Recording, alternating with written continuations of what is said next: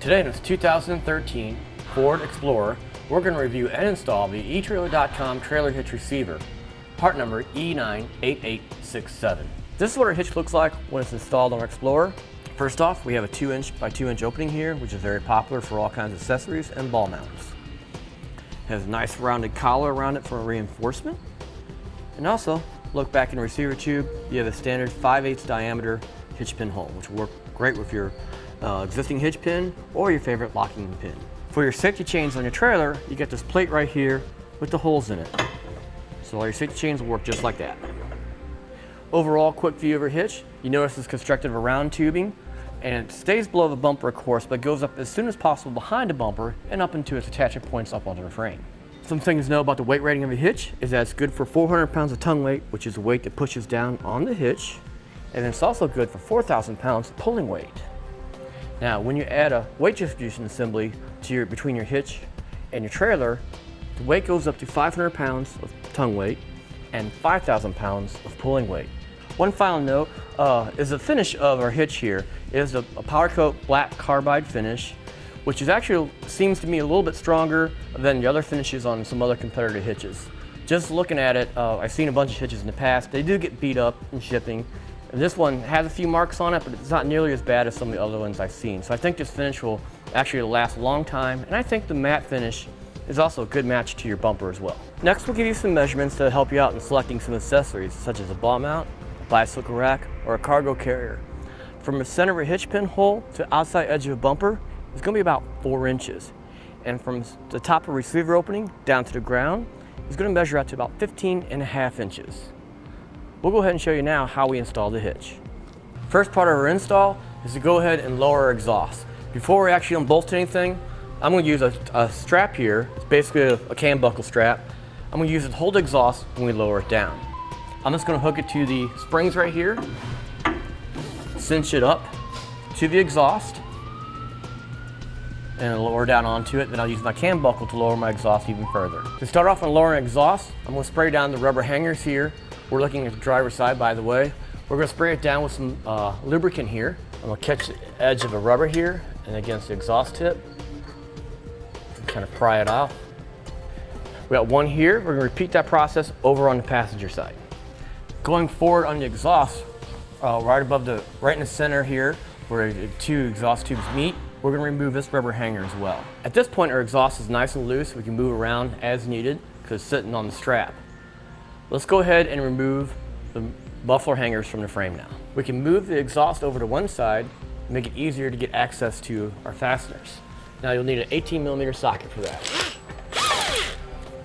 With the exhaust hanger removed, we need to transfer this rubber hanger here onto our hitch.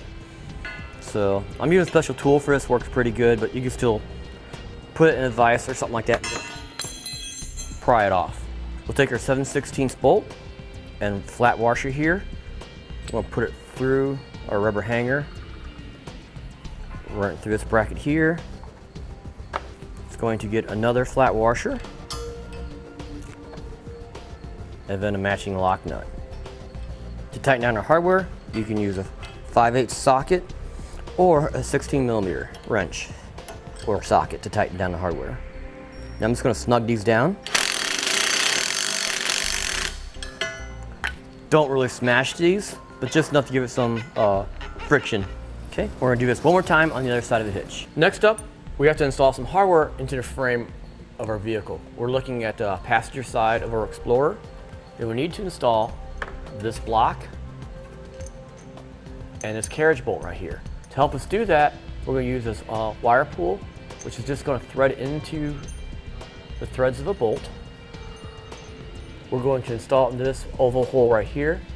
We're just simply going to push the bolt up into place. Then our block. Then pull it back through. Now there are some pieces inside the frame that the bolt might get hung up on, so you might have some practice to kind of wiggle it around before it comes back through. We only have to do this on this one side here. At this point, we're ready to install our hitch, so we're going to need 2 things. We're going to need some more hardware, which comes with the hitch. This will be our metric bolt and a conch tooth washer.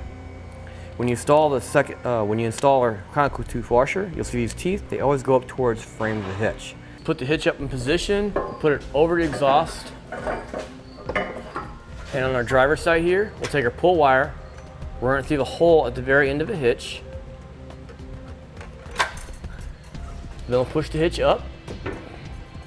We'll line up our threaded holes with the hitch and then install the hardware. We just need one on each side to get the hitch up there, and then we'll install the rest of the hardware.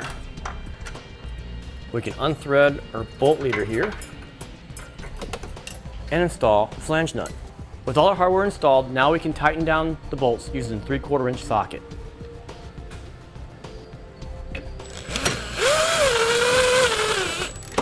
We'll use a torque wrench to tighten down the bolts as specified in the instructions. The hitch is fully installed, the exhaust can go back into place. You may want to use some more spray lubricant on there to help guide it back in.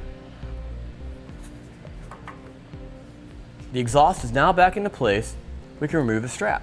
And that'll finish it for the etrailer.com trailer hitch receiver, part number E98867 on this 2013 Ford Explorer.